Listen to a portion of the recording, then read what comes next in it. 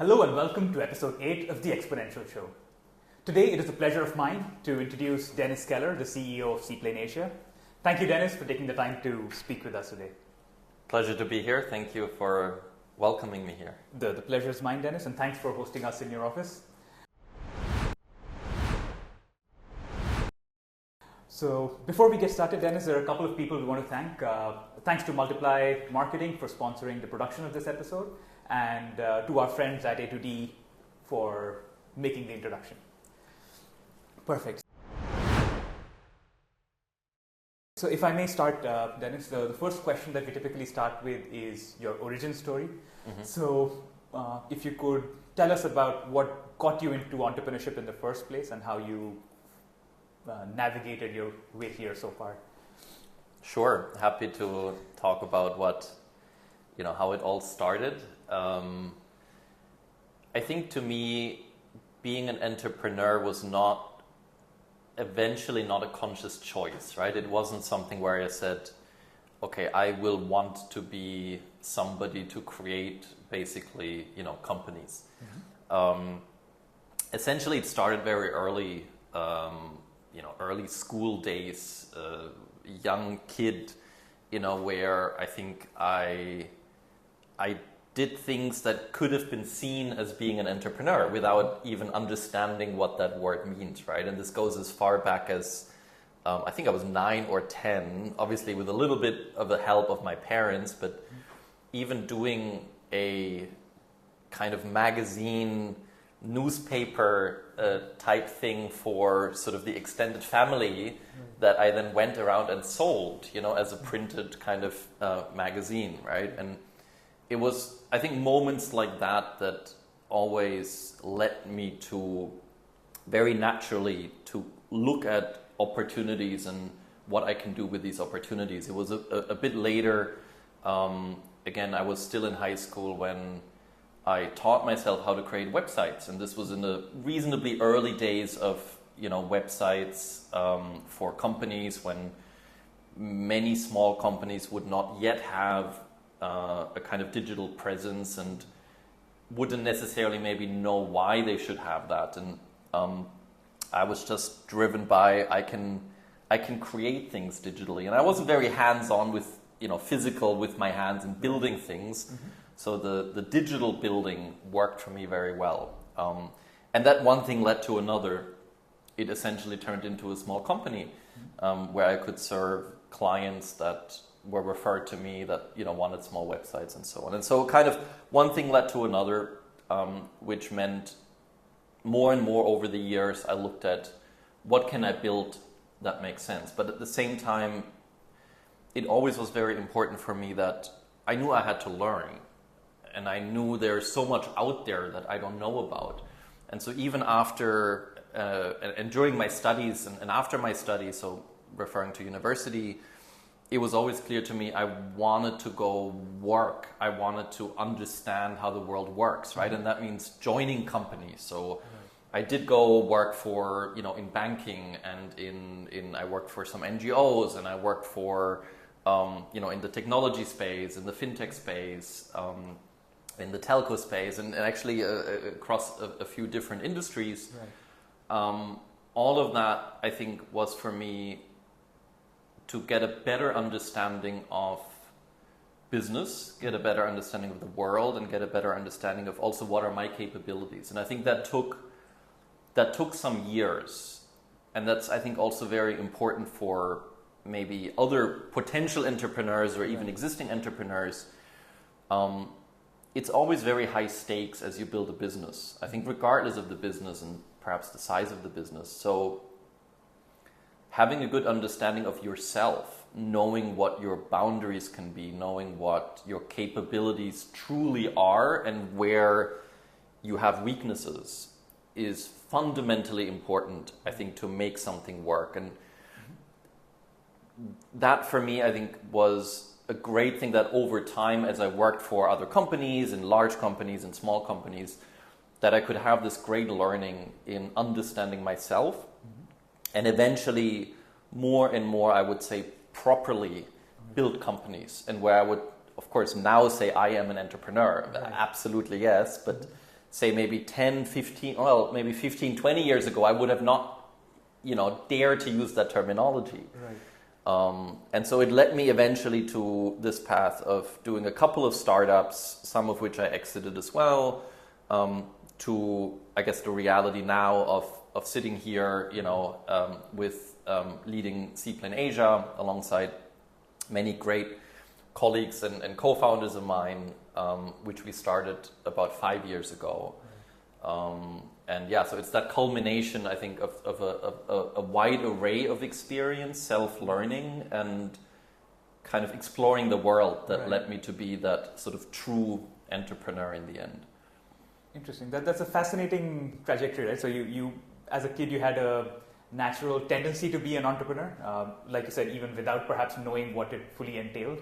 And then you went on a journey to understand both the business side of things and also just sort of understanding yourself and your capabilities. So it's just coming 360 when it comes to starting as an entrepreneur, being in corporate life, understanding that side of the world, and then coming back to where it all began, essentially. Right. So it's to me, it's interesting also because when I was at that, let's say, juncture of leaving high school, going to university, or thinking about what life can offer and what should you do, for me, I was never, let's say, actively encouraged to be an entrepreneur, right? And so this is, I think, interesting because there's different cultures with different mindsets of what should you become as you become an adult, right? And there is, for certain cultures, that kind of, I guess, standard path of, from high school you go to university, if you're able to, and after university you get a good job, and, you sort of grow in your professional career. And for me, that was always the path laid out in a way of what I understood is the option.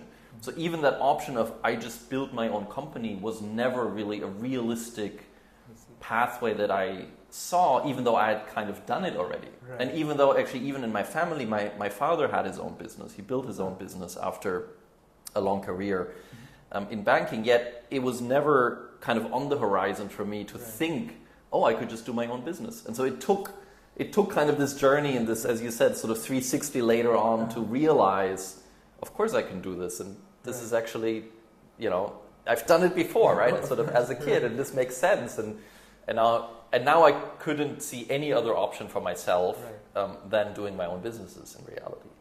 Interesting. That's it's a good thing to sometimes sit back and see how things unfolded. But I'm glad that you did find your way back to what I think you were meant to do. And speaking of that, Seaplane Asia, Siam Seaplane, the office we're sitting in. Funnily enough, just this morning I was having my morning coffee, reading the news on my phone, and an article popped up in my feed about SpiceJet, which is one of India's more popular budget carriers, doubling down on their intent to grow their seaplane business, funnily enough. And it was probably a product of me researching for this interview, but it sort of, at least to my uninitiated mind, validated the market, so to say. But what was your journey of finding a problem and trying to solve it through Seaplane Asia? Can you explain the genesis of Seaplane Asia itself? Yeah. So why do we exist, right? It was about 5-6 years ago now that basically two of my friends approached me with a very simple question, and that is, why don't seaplanes exist in Thailand? And now to back up that a little bit, that question came from somewhere, and it came from the realization that we're sitting in a country here in Thailand that is a massive tourism country. Right. Pre-COVID, we attracted around 40 million international tourists to the country. That's, plus on top of that, the domestic travel market, which Thai people, generally speaking, I think they love traveling, right? So we're sitting on a massive tourism market, a big infrastructure around hospitality, many hotels, many premium and luxury hotels as well. At the same time, there are many waterfront locations, right? And beautiful islands, some of which are very hard to get to. Right. Certainly not all of them, right? Taking a flight down to Phuket is not that difficult, and you can be by the beach, within, say, 1 to 2 hours. But that doesn't apply to every place. Right. And so that's kind of what initially triggered that question. And looking at places like the Maldives, looking at places like Canada, the US, even Australia, and a couple other places at the time, it just sort of made obvious sense that for the two, let's say, main use cases of hospitality and experience and accessibility, right, there should be seaplanes, because it cuts down on the travel time significantly. It has amphibious capability, which means the plane can land on both land and water. It has the wheels as well as the floats for the water, right? So it can be the combination of both land and water. And that for us triggered a kind of question on, well, it doesn't exist for a reason, right? Which is the sort of obvious startup question to begin with, right? Okay, why doesn't it exist? There must be a reason for it, right? And for us to look into that and then determine, okay, does it actually make sense to start it? Now, why doesn't it exist? We found a number of reasons for that. And I think, first of all, it was a regulatory reality. I see. There is a bigger context to this in the history of sort of aviation in Thailand, but to make it short, seaplanes had existed before in Thailand, but under perhaps more of a lack of regulatory, oversight, or perhaps a more relaxed kind of environment, right? And that changed very quickly, particularly after there was a change in the way that the aviation authority was operating here. And I think that meant a focus a lot more on the big airlines and sort of the flag carrier and other sort of bigger aviation topics, where I would say the capability to even look at a use case like this was not there. In addition, the complexity was, this isn't just about one regulator. This isn't just about, say, the aviation authority, but given we're looking at land and water, essentially we are looking at a variety of authorities, say the marine, the national parks, the environment ministry, the local authorities. So, all in all, perhaps 10 to 15 different authorities that we'd have to deal with. Because even though the law dictated that, yes, seaplanes can be in Thailand, the particular regulation wasn't quite there. I see. And that is a complex undertaking to coordinate amongst these, say, 10 to 15 different authorities. Right. And that was one of the primary reasons why we determined that seaplanes hadn't existed for quite, like 10, 15 years, basically, when we started looking at it. At the same time, we went around and looked at the use cases and the business cases of other seaplane operators in the world. And again, we realized there is a challenge equals opportunity, and that is many of the existing players are very small players. They might have 1, 2, 3 aircraft and not more than that. There's only a very small handful of, let's say, global operators, say in the Maldives, in the US, and in Canada, that really operate at scale, meaning 30, let's say anywhere from 20 to 40, 50 aircraft, seaplanes specifically. Right. So our exercise was to understand, if we build this business, can we do it at scale, and how can we do it at scale? I was interested in coming more from, let's say now, the startup world. I was interested in how do we build a scalable business on a business model that is typically seen as an asset-heavy, non-scalable, non-venture type startup business model. Right. And that gave us an opportunity, because we started everything from scratch, right, to really take a blank slate and say, how would we want to build this if we had, complete freedom to build in the way that we want to build this. Right. And that further cemented for us that we're sitting on a great opportunity, because then we realized this isn't just about Thailand. in fact, there's opportunity in Indonesia. There might be opportunity, in many of the other countries across Southeast Asia. And that led us to building Seaplane Asia, rather than just, quote unquote, just Siam Seaplane here in Thailand. It went hand in hand because Thailand is our first market, is our biggest market, so to say, and where everything started. But yeah, we saw that opportunity across the region for, in fact, a variety of use cases in the end. And that's number one. It's all about the experience. And this is where we say now, we're not an airline. Yes, we happen to own aircraft, and we happen to fly them. And yes, we are regulated like an airline, right? We need air operator certificates and so on. But the core of the business model and who we are is about lifestyle. It's about the experience. And this is kind of the reality, especially post-COVID, I think, that we're sitting in, that people want great, authentic experiences. Sure. That's what we can provide. We can provide a transport alternative that becomes an experience on its own. So it's all about the experience. It's about, memory makers, right? It's about doing something that's really cool and really unique and a kind of once in a lifetime type service. Secondly, though, of course, it's about access, right? And minimizing time spent to access often harder to reach areas.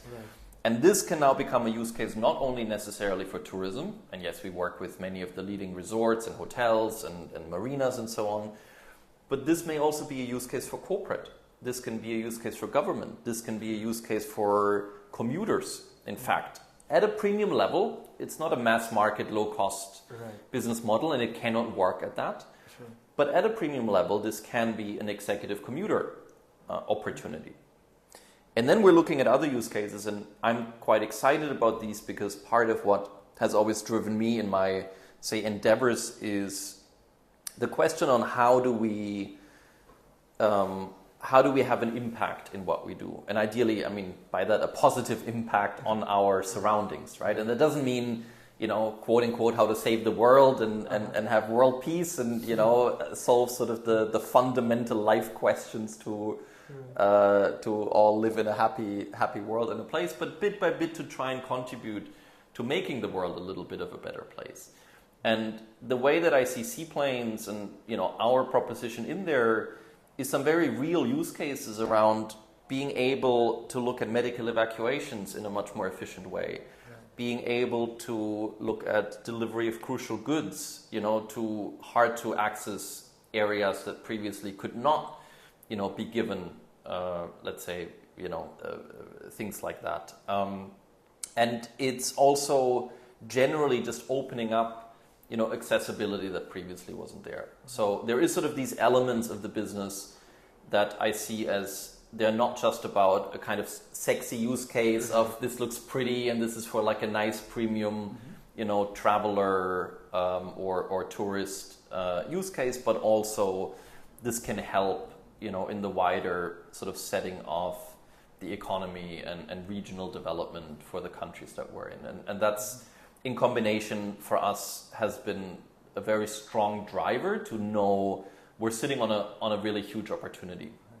Alongside what we've seen over the last couple of years now is more and more a realization of seaplanes do make sense. And this is interesting because, seaplanes have been around since forever.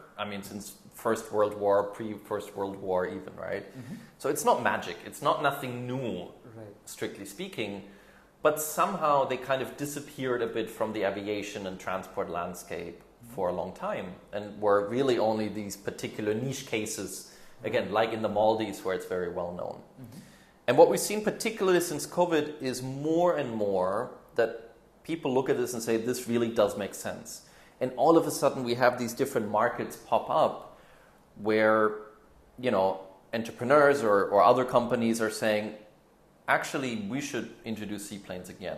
India now being one of those markets. But, we've been receiving requests to help set up companies literally across the world. Most of which, unfortunately, we have to decline because we only have so much capacity and our focus is, of course, Southeast Asia. But that's not to say that there aren't these opportunities and there couldn't be potential growth significantly beyond just the region here or what sort of our today's focus is. So I think in some ways you could say we're seeing a renaissance of seaplanes coming. And while, like any startup, you can look at this and for sure some of them will fail. But I think equally now there's some very strong use cases out there. Not only, I would say, ourselves who are looking at a kind of big vision across Asia, but also others where we see that this will work. And that also includes, by the way, new type of aircraft being developed now for the first time for a long time, that are looking at new types of seaplanes being put in the market. And I think at the moment there's at least 10 different OEMs, 10 different manufacturers that are looking at new kinds of seaplane aircraft. So for sure the landscape and the market is changing, and that's the opportunity we're tapping into. And around that, even as we're looking at this as an ecosystem, there's many other bits and pieces complementarily that can get this core business even bigger and larger, and that's what we're doing now. Yeah. Very interesting, and especially as somebody who does, to be completely honest, hadn't paid too much attention to this vertical. That was a very insightful answer into not just why you are doing what you're doing, but just the potential of the entire market itself. So thank you for that. Just lingering on the Southeast Asia topic for a bit. So I recall you mentioned three things. One is just the gap in the market here in Thailand and neighboring countries. Two, you mentioned just access to waterfront coastlines and properties. And three, just use cases outside of tourism that frankly I hadn't even thought of. So outside of these three, were there other reasons why you chose Thailand specifically or Southeast Asia specifically as a place to start, or were these three the primary driving forces?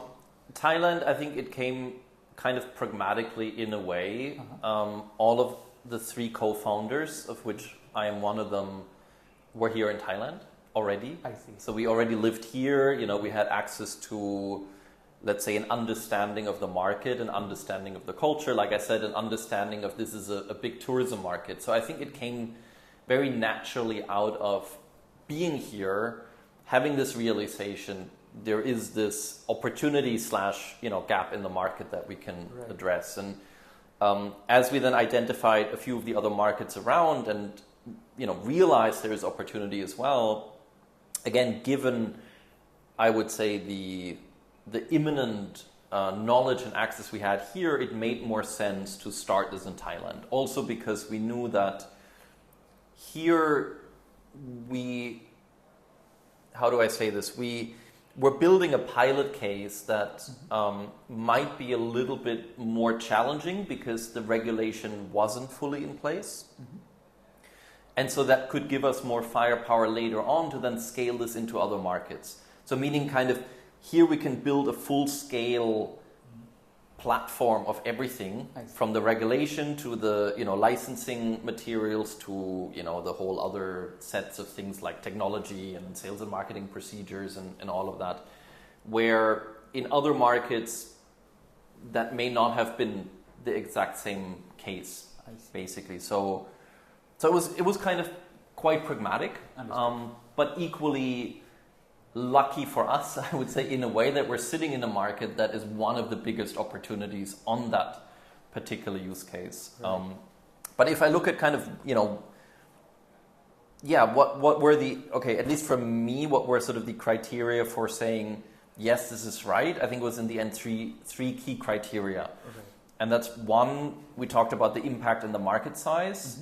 So that's not only about financials for me, but again, that there is a big enough impact. And we see this with seaplanes, even if we talk comparably, this may be a small business of sorts, at least right now, but the visibility and the impact that this business has is very significant because it is niche, because it is unique, because it is special, and because of what it enables. Right. So the impact is there, and that was one of the three criteria. The other criteria were, I want to run a business where I know I can get up in the morning and I can have fun. I need to be motivated. I need to be passionate about it, right? And it's not fun every day, right? Of course. We're all dealing with Never is. painful things. We're all dealing with, complexities and challenges every day, right? And I usually say what we're doing here is, it's 2 steps forward, 1 step back. And sometimes it's also the reverse. It's 1 step forward and 2 steps back. Right. And this is normal, right? And sometimes it's 3 steps to the side and 50 steps back, right? And this is how we bit by bit move forward. Mm-hmm. So it doesn't come without its challenges, but yeah, it needs to be overall fun. Of course. Not just for me or for us as co-founders, but for everybody involved in the company. We want to have an environment where people can get up with a mission. Of course.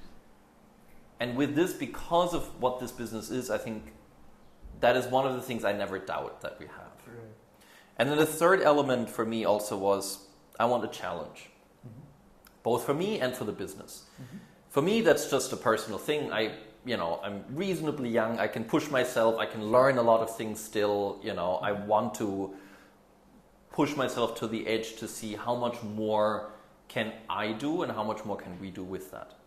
But also for the business, the more challenging it is, it means, of course, the harder it also is for competition. Correct. It means higher barrier to entry, and that is eventually a good thing for the business.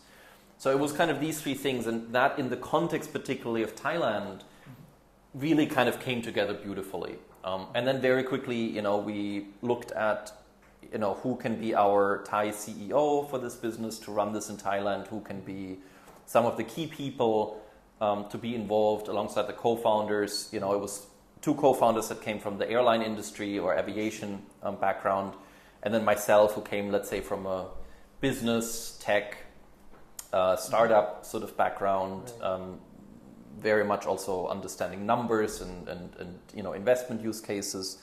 But then we needed a few other people, right? And so we got a marketing design person on board. We got, like I said, a local CEO on board, and a couple others. And that gave us from sort of almost day one that confidence that we're in the right place here. And we all love Thailand. We're all here for a reason. Right. And we see that it makes sense to build this up in this country. That's a great way to look at things, right? And also interesting to see how the puzzle pieces came together for you to start the company. Now, you mentioned challenges. Obviously, it's a part and parcel of business, and there are a few unique ones to your line of work. You mentioned, obviously, the regulatory framework or lack thereof, especially when you got started. You mentioned this being a relatively higher capital expenditure business. So outside of those 2 challenges, have you found any challenges that are perhaps Southeast Asia specific or Thailand specific that you have had to navigate while getting this far? Okay, so the challenges in Southeast Asia, I think there's definitely a few quite unique ones, at least from also my perspective of sort of where I come from. And obviously I'm not from Southeast Asia originally. I'm German, which maybe you can tell. But either way, I mean, just personally, my background is sort of quite all over. I've lived in many different places, and have also lived in Thailand now for the last 10 years. So I would claim that there is a certain level of course, comfort here, but also a certain level, perhaps, of understanding of how the culture and how business here works. So just, I never really worked in Western Europe, for example, even though I'm from there originally. It's always been kind of emerging markets and, sort of being on the edge in some way of building new propositions and niche cases. Now, that said, it requires, I think, a good level of openness and flexibility to do business here, right? And if I were to just contrast things in a perhaps oversimplified way, but just to picture something, and I would say, in a kind of European mindset or Western European mindset, you sort of get your ABCD, this is how it works, and let's talk about licensing as one example, right? And I don't want to say that this is something unique to Thailand specifically. I think this is something that I experience across the board in the region. But, instead of sort of your A, B, C, D, this is each step of the process. You need to have an open mind here that it may not be A, B, C, D, but it may be A, B, X, Y, going back to F, jumping again, right? So it's not as linear and as predictable, perhaps, as I would perhaps like to have it to make my life easy, right? I think there's many things that are unknown. There's many things that are greenfield in some way. And so this is not a bad or a good thing, right? So this is not about, judging what works better or what works worse, but I think it is due to the nature of, say, the industry we're in and the service that we're providing. It is new. It is new for Thailand. It is new for many other markets. And so I cannot have that expectation that it is very clear on 1, 2, 3, 4, here are the steps to follow, right? But that requires a very solid dose of being open and flexible. And I think that applies anywhere. Doing business in any industry, here, the challenge I think often is that there is a level of unpredictability. Even on regulation and policy level, things can sometimes change very quickly and perhaps not in the way that you would have expected it to happen, right? And if you cannot cope with that, if you cannot be able to move around that quite fast, then that makes it very difficult. Of course, in some of the markets and environments, there may be other challenges as well on, a more, let's say, gray market realities. Right. We've always had a very firm stance that we have a high standard to uphold, and we're not engaging in anything that could be construed as, illegal or immoral or, that isn't right to do. That doesn't mean everyone does it that way, and that also can sometimes mean, of course, when you're looking at the market, that it's not necessarily a level playing field for everybody, right? Because others might look at this differently and might engage differently, and that can be a challenge. This also means that sometimes things take much longer than you would have hoped or thought it would, simply because we want to play by the rules and we want to comply, with the proper procedures, which then means, perhaps you end up on the bottom of the pile sometimes rather than on top of the pile. And so there it requires a solid amount of patience, and, trying to be able to deal with that. For us, for example, what that meant was, as some of the things took much longer than we had initially anticipated, on the flip side, we were then able to say, okay, during that time, as things will take a bit more time to develop, why don't we then use some of that freed up capacity of sorts and look at developing some of the other markets?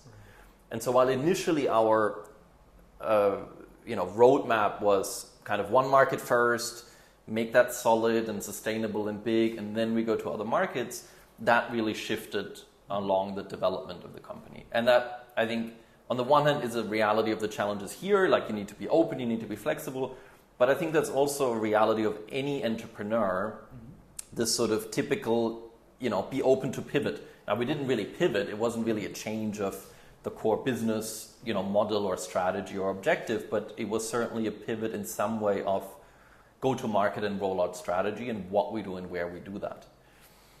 I think these are some of the challenges I see here. I think perhaps one other one, and this is again coming a little bit more from a, let's say, sort of Western mindset, is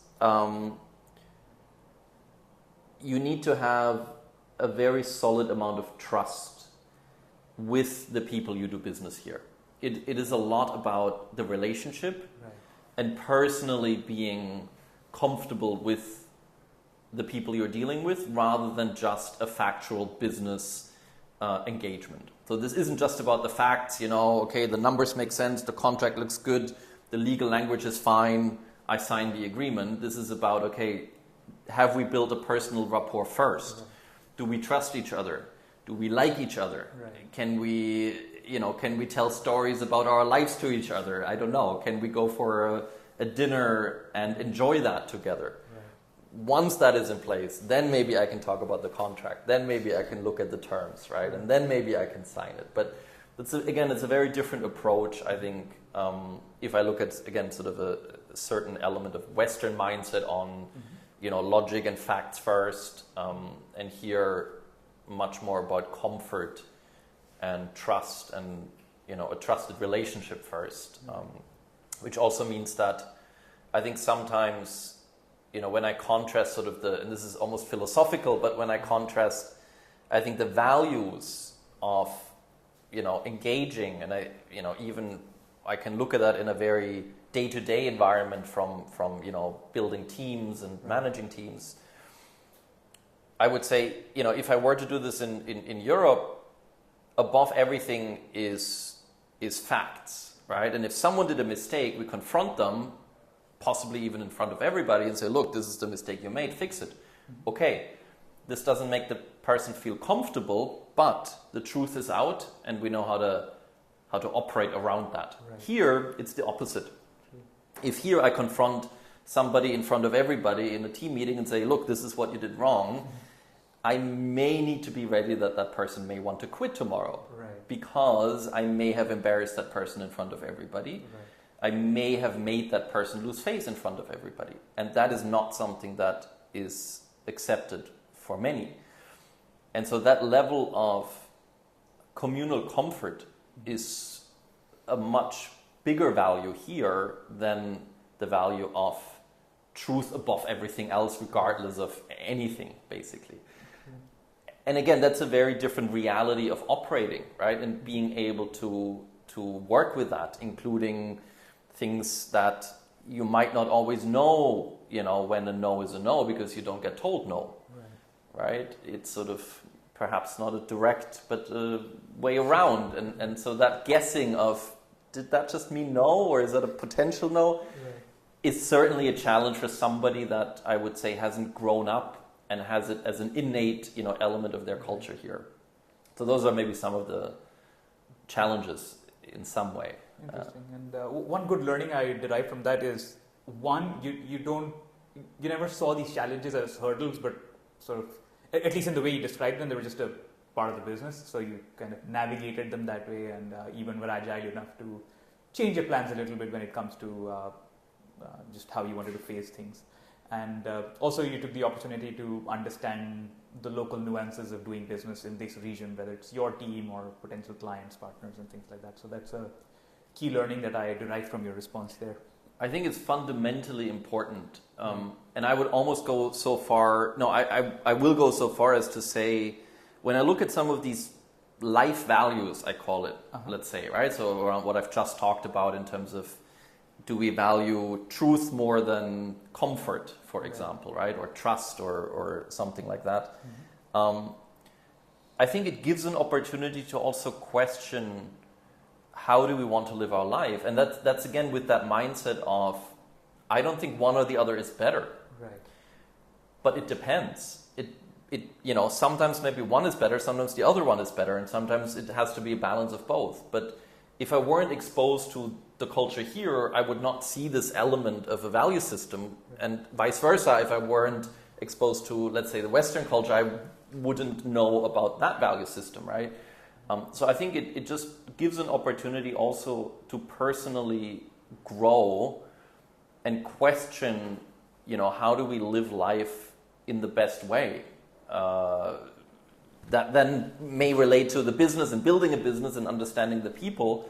But I think these are fantastic opportunities, and I think as an entrepreneur, you have to constantly push yourself to be open and to listen, because that's in the end you're trying to put something out there, something new, in most cases, in some way, right? That you say people need, and you can only know that by listening to the people, right? And so if you don't have that quality of trying to always be open to see what's around you, then I think you've lost already, basically, or you've lost, at some point further down the line. So I think these are fascinating opportunities, to not just take that into account for growing a startup or a business, but even to internalize that for your own value system and to think about how can we as humans almost become better or more productive, if I were to look at it just, again, from a kind of work perspective, but in such a way that holistically it can work, right? And as entrepreneurs, you work so hard, right? It's a 24/7 job, ultimately. So much so that it isn't a job anymore. It's your life, right? And so if you're not very harsh in trying to understand how to balance that, you're going to have a burnout. You're going to kill yourself one way or another. I mean, maybe not, hopefully not, physically and literally, but it is so intense. You need to be able to be honest about, how to live your life and how to, again, take some of these learnings from around you and build it into your value system to make it better. Because, without that, failure can come fast,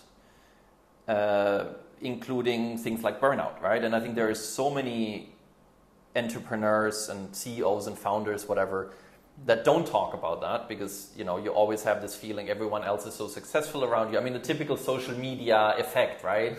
Everything looks great on social media. Everyone has the perfect life.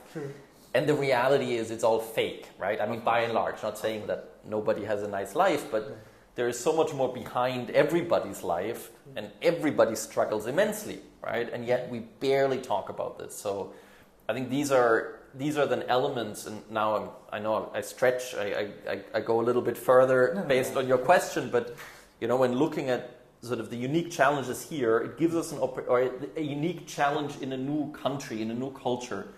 It gives us an opportunity to really question how do we do what we do, and how do we do it maybe better, and how do I understand myself better so that I can live a better life and I can influence what's going around me in a better way. That, at least to me, is a very healthy way to look at things. So I appreciate that perspective. And if I may take that excuse to maybe zoom in a little bit about, you mentioned your values and how you sort of evolve in your values as you navigate through perhaps a new market versus your upbringing. There were a couple of things that have come up in prior interactions. So the call we had earlier, you mentioned words like risk-taking and failure. And even before that, I heard you speak at an event, I'm not sure if you remember, somewhere in Thonglo, about just failure in general and how it is important to accept risk-taking and accept the failure that might come along with it. In the case of entrepreneurship, almost invariably. So can you shed some light on why those two things or two interrelated things are very important to you as a founder and in your journey as well? Okay, remind me. Risk-taking and failure. Risk-taking and failure, why are they important? Right. Okay, why is risk-taking and failure important? I think failure, let's start with that, is important because we need to learn from our mistakes. We all make mistakes, and if we were to ignore it, we won't be able to make it better. I think that's very, very simple. But we have the tendency, of course, and perhaps this goes back to many of our education systems and the way we grow up, that we tend to think failure is bad, right? If I get an F on my test, that's a bad thing, and I need to, I need to get an A, right? But ultimately, failure is the real learning, right? This is where we get pushed to our limits often in being able to then move forward and do it better the next time. So unless we really confront the failure and look at why is it there?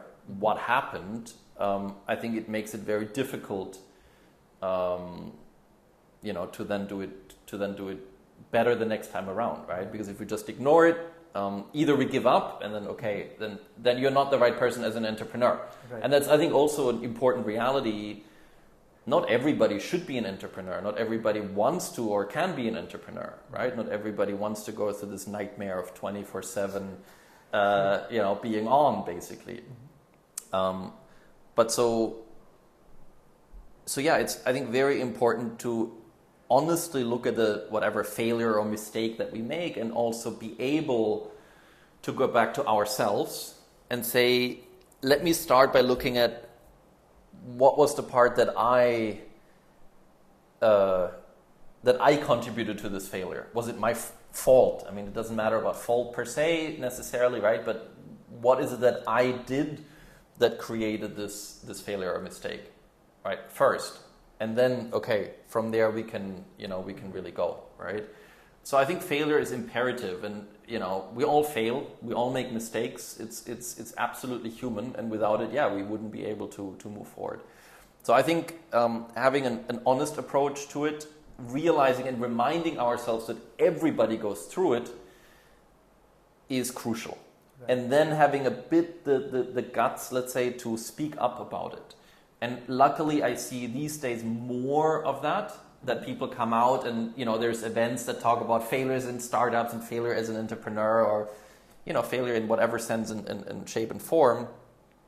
But to be able to go out there and say, hey, look, there's this big mistake I made, or, this didn't work out. What do you think about it? Right? Or can you share something about that? Right? Or how have you gone through this in your past? Right? So having some people that are close to you as mentors or as trusted advisors, and that could be anyone, right? That could be family, that could be business, that could be a coworker or a co-founder. I think it really depends, but being able to speak to someone very honestly and openly, I think is hugely important. Risk taking, I think that's a very personal thing. For me, I know that if I don't push myself to the edge, then I'm not happy, basically. Right. So I think it's just a trait that, for whatever reason, in my past or in my upbringing or whatever it may be, drives me. I love risk taking, but of course also to the level of it needs to be healthy. Of course. That doesn't mean unreasonable risk taking to just I don't want my business to not succeed. I don't want to take too much of a risk that it results in detrimental outcomes, right? But a healthy dose of pushing, a healthy dose of risk, I think, is important in developing new propositions, right? And we need risk for new services and new propositions. Right. Without it, it's we live in a very boring world that doesn't progress, basically. So yeah, you're right. And when you put it that way, I mean, entrepreneurship inherently is risk taking, right? And when it comes to failure, it's especially recently with the likes of Shark Tank and events and stuff like that, it's almost glamorizing being a startup founder. So it's also good to look at the other side of things, accept failure and acknowledge it, and more importantly, learn from it, like you mentioned. So I appreciate that perspective as well. I think authenticity is very important. Like, honesty about it is very important, right? And if you make a mistake, that's okay. Be honest about it, right? I think that's one of the key things. So yes, I mean, as you've just mentioned, sort of, being entrepreneur gets glamour, there's sort of glamour about it, and it looks sort of cool to be an entrepreneur. But very quickly, I think when someone starts a business, you realize just how hard of a life that is, right? And if you're not honest about it, you run a real risk of damaging yourself, right? Even physically, right? And that I think that is important, where you need to be honest to yourself about what all of that is, and what you can do and what you cannot do. Makes sense. And so I appreciate that perspective, Dennis. Now, recently in our conversation when we were discussing this talk, is you mentioned that you have a kind of a dual role. So you're obviously a startup founder running your company, but you also take the time to be an investor and mentor in other startups. Mm-hmm. So can you shed some light on that side of the world, and what unique perspective being on both sides that provides you as a founder? Yeah, I think it goes hand in hand in some way, right? Because of course I have a solid understanding of what does it take to build, and what does it take to to grow and run a business. Mm-hmm. I think that gives me a bit of a potentially edge to understand what am I getting myself involved in when I invest in a company. Right. Because it's easier to understand, also some of the challenges and realities of what it means to be an entrepreneur, right? And, again, I think if looking at, kind of milestones of a startup, and, you think, okay, here's my business plan, 1, 2, 3, this is how it's going to run. And if I didn't know the inside of what that's really like, I would say, okay, I 100% believe that, or whatever. I put a lot of trust into that. The reality is, I know just how messy this all can be, and I think that also gives me a little bit more tolerance around dealing with other founders or startups, and looking at this a little bit more flexibly. Obviously, it also, I think, helps me to cut to the chase of what's the business case really like, how does it sort of all come together. So I think it helps my investment decisions. At the same time, having gone through that and being on some of the boards and doing some advisory engagements, I think I can also use that back in my own company, right? And sometimes see what others have gone through and walked through, that maybe sometimes I face similar challenges in my business, right? And so it's really this sort of nice cycle of it reinforces both on both sides, and so that's really fun. And I love supporting where I can in my little ways, other propositions and startups and people in opportunities that I believe in. So for me, that's something I'd like to keep doing and keep doing more in the future, as much as I can. But at the same time, it's not something that I do extremely systematically. So my focus on the kind of day-to-day is on Seaplane Asia, and I'm very excited to grow that to the sort of unicorn plus whatever level. But at the same time, also helping others around me, if and when I can, is very motivating.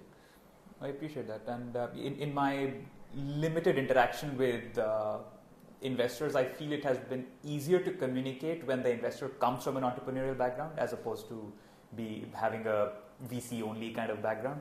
So I think it lends them a lot of perspective when it comes to the on the ground realities of running a business. And also in my own entrepreneurial journey of not necessarily running a startup but an SME, I've had the pleasure of having mentors along the way who have been instrumental in nudging me into the right direction. So I see great value in what you are doing on that front as well. Now, with that, Dennis, we come to the last question for today, which is advice. So just qualifying that question a little bit, most of our audience is comprised of either new founders or people who are on the verge of starting, so aspiring founders. So with that context, do you have one overarching piece of advice that you would like to leave our audience with before we conclude today? I think if I look at myself and our business and journey, one of the things is definitely be confident in your goals, be confident in your vision, with the right balance. There is a risk that it becomes arrogant, right? So if you're very adamant about your vision for a startup, for let's say if you're starting something and your idea and you really believe in it, right? You need to convince everybody around you. There is a reason why it doesn't exist, right? For most cases, that is entrepreneurialism, right? So you will hear so many people around you say, nope, this doesn't work, this won't work, you're out of your mind, you're crazy, So you need a very healthy level of confidence, right, around that.